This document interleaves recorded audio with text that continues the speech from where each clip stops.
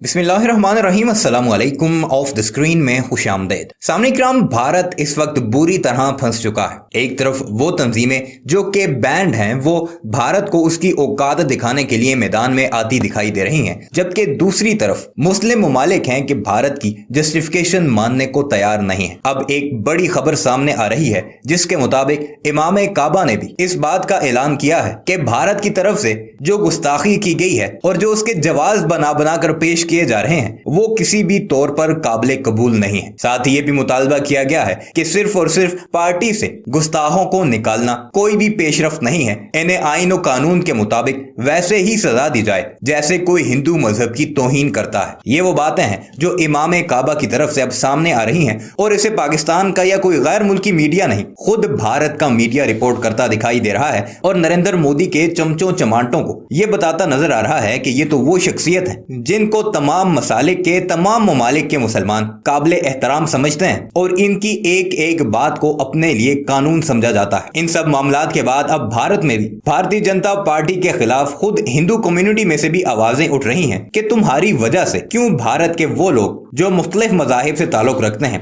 Gulf countries में जो रोजी रोटी कमाने गए हुए हैं, उनका नुकसान हो, क्योंकि ऐसा ऐलान भी सामने आ रहा है कि अब वहां से हिंदुओं को चुन चुन कर जॉब से बेदखल किया जा रहा है और साथ ही साथ टिकट पकड़ाए जाते हैं कि जाओ अपने मुल्क में जाके रहो। किसी भी गुस्ताख मजहब वाले को हम मुस्लिम ममालिक में जॉब वगैरह करने की इजाजत नहीं देंगे। ये हालात हैं अब भारत के, जिससे अब भारतीयों ने रोना धोना मजीद बढ़ा दिया है और वो इस पर चीखते चलाते नजर आ रहे हैं और माफियों के तलबगार हैं। जबकि नरेंद्र मोदी भी आइंदा चंद रोज में घुटनों पर आकर मुस्लिम ममालिक से माफी मांगेगा। आइए आपको वीडियो पर लेकर चलते हैं और भारतीय हिंदू सहाफी की जुबानी वो सारी रुदात सुनाते हैं जिसे देखकर आपका दिल भी खुश होगा और मुस्लिम यूनिटी पर आप इत्मीनान का इजहार भी जरूर करेंगे। मगर वीडियो पर आगे बढ़ने से पहले आपसे गुजारिश है कि हमारे इस चैनल को जरूर सब्सक्राइब कीजिएगा और कमेंट सेक्शन में अपनी कीमती राय का इजहार भी जरूर कीजिएगा। तो भारतीय जनता पार्टी के दो प्रवक्ता, चाहे वो नुपुर शर्मा हो या फिर नवीन जिंदल हो, इनकी चलते वैसे ही हमारे देश की जमकर फजीयत हो चुकी है। न केवल हमारे देश के मुसलमानों में गुस्सा है बल्कि अंतर्राष्ट्रीय स्तर पर यह मुद्दा इतना ज्यादा उठ चुका है कि जमकर फजीयत हो रही है। लेकिन इस बार किसी देश ने नहीं बल्कि मुसलमानों के सबसे पवित्र स्थल की तरफ से एक आदेश जारी हुआ है। उन्होंने साफ तौर पर इन दोनों प्रवक्ताओं के बयान की निंदा की है और भारतीय जनता पार्टी की जमकर फजीयत हुई है, क्योंकि भारतीय जनता पार्टी की तरफ से जो कार्रवाई बहुत लेट की गई और मोदी सरकार की तरफ से इनके खिलाफ कोई कानूनी कार्रवाई नहीं की गई है, उसका जिक्र किया गया है।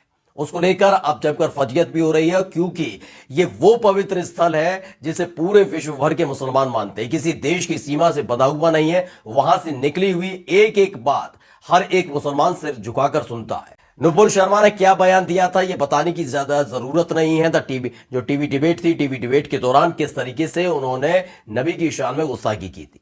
लगने लगा था कि शायद अचानक से पूरा मामला निकल गया होगा, लेकिन 2 दिन बाद ही यानी 48 घंटे के अंदर एक और ट्वीट निकलकर सामने आता है। वो भारतीय जनता पार्टी के दूसरे नेता का था, नाम है नवीन कुमार जिंदल। नवीन कुमार जिंदल ने साफ तौर पर वही बात लिखी थी जो टीवी डिबेट के दौरान नुपुर शर्मा ने बोली थी। वो बात अलग है। नुपुर शर्मा बाद में जब ये पूरा मामला तूल पकड़ने लगा, मुद्दा पकड़ने लगा, फजीयत होने लगी, तो कहने लगी कि वो शिवलिंग के बारे में बोल रहे थे, इसलिए गुस्से में मेरे मुंह से निकल गई थी, गुस्से में निकली थी ये सारी बातें। लेकिन ये बात इसलिए थमने वाली नहीं है क्योंकि सेम टू सेम वही बात उठाकर नवीन जिंदल ने अपने ट्विटर हैंडल पर डाल दी थी। वो बात अलग है कि दोनों को सस्पेंड कर दिया गया है। यहां के मुसलमानों के दबाव में नहीं दोस्तों, यहां के मुसलमान तो चीखते चिल्लाते रहे, बाजार बंदी कर रहे थे आराम से, तो उसमें उपद्रव कर दिया गया और बताया गया कि मुसलमानों ने उपद्रव, दंगा किया, हिंसा की है, जिसके बाद मुसलमानों को फिर टारगेट किया जा रहा है। ये सब काम चल रहा था, लेकिन इन सब के बीच जब कतर ने, कुवैत ने और ओमान जैसे इस्लामिक देशों ने ये आवाज उठाई तो बैकफुट पर नजर आई भारतीय जनता पार्टी और मोदी सरकार। भारतीय जनता पार्टी ने अपने इन दोनों नफरती नेताओं को, जहर फैलाने वाले नेताओं के खिलाफ कार्रवाई करते हुए उन्हें सस्पेंड कर दिया। लेकिन इस बार किसी देश ने नहीं, किसी इस्लामिक देश ने नहीं, बल्कि उस पवित्र स्थान से इस पूरे मामले की निंदा की गई है और कार्रवाई की मांग की गई है, जिसकी बात किसी देश की बात नहीं है बल्कि पूरे विश्व का मुसलमान सिर झुकाकर सुनता है। हम बात कर रहे हैं मक्का और मदीना की, उसी का आज हम जिक्र करने जा रहे हैं और आज उनका आदेश सुनाने जा रहे हैं, जिसके बाद एक बार फिर से बड़ी फजीयत हो सकती है। दरअसल एक हरमैन शरीफन है, ये हरीमैन शरीफन नाम की जो वेबसाइट है वो मक्का और मदीना की तरफ से जो वहाँ के इमाम हैं, वहाँ के जो शेख हैं, वहाँ के जो मौलाना हैं, मौलवी हैं, उनकी तमाम जो बयान आते हैं वो विवादित जो स्थितियां चल रही होती हैं उनको थामने के लिए भी होता है, शांति फैलाने के लिए भी होता है, तमाम उनकी जो चीजें होती हैं वो चीजों का प्रचार प्रसार करते हैं। एक एक चीज बताते रहते हैं कि इस बार इमाम ने क्या सलाह दी मुसलमानों को, क्या करना चाहिए, रोजे के दौरान क्या करना चाहिए, ईद के दौरान क्या करना चाहिए, तमाम चीजें। इनमें से इसी बयान में पहली बार शायद मक्का की तरफ से इस तरह का बयान आया है। उन्होंने क्या बयान दिया है वो पढ़कर आपको सुनाना चाहते हैं। उसमें लिखा है कि 2 पवित्र मस्जिदों के शेख, सुदाई, इमाम और विद्वानों ने भारतीय अधिकारियों के बयान की निंदा की है। भारतीय अधिकारी मतलब नुपुर शर्मा और साथ में नवीन कुमार जिंदल, साफ तौर पर उनकी निंदा की है कि उन्होंने जो बयान दिया वाकई बहुत गंदा बयान है।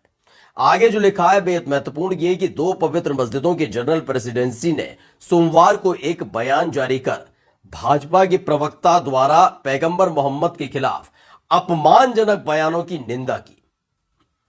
उन्होंने साफ तौर पर कहा कि जो ये कहा गया वो वाकई बहुत गलत है। और बात इसलिए भी बेहद महत्वपूर्ण हो जाती है दोस्तों क्योंकि इसमें कार्रवाई के नाम पर भाजपा ने अब तक करा किया है।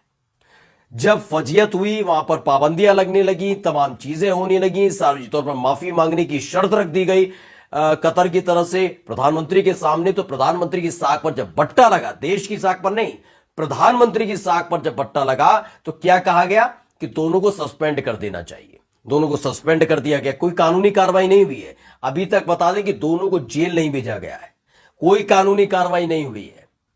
ये तमाम चीजें रुकी हुई हैं और न जाने कितनी और फजीयत करानी है इनको, क्योंकि अपने देश के मुसलमानों की ये सुनते नहीं है। उनकी भावना आहत होती है तो कहा जाता है ये तो वैसे भी देश विरोधी है, ये तो राष्ट्र विरोधी है, ये देश में रहने लायक नहीं है, पाकिस्तान चले जाए, बांग्लादेश चले जाए। लेकिन जब विदेशों से और दूसरे देश जहां पर बहुत साख इनकी बताई जाती है प्रधानमंत्री नरेंद्र मोदी की, वहां के लोगों ने, वहां के देश वालों ने या कि वहां की जो सरकारों ने जमकर लताड़ लगाई तो आरन फानन में कार्रवाई करनी पड़ी।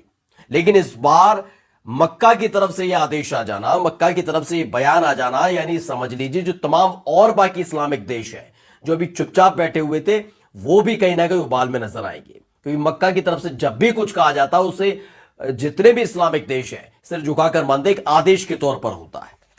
आगे लिखा गया है जो बयान है, बयान में कहा गया है कि ग्रैंड मस्जिद और पैगंबर की मस्जिद मामले के जनरल प्रेसिडेंसी ने राष्ट्रपति के नाम और प्रेसिडेंसी के प्रचारकों, इमामों, विद्वानों और कर्मचारियों के नाम पर पवित्र पैगंबर के आक्रामक बयानों और चित्रों की निंदा की है। उन्होंने कहा है कि ये जो किया गया ये वाकई बहुत गलत है।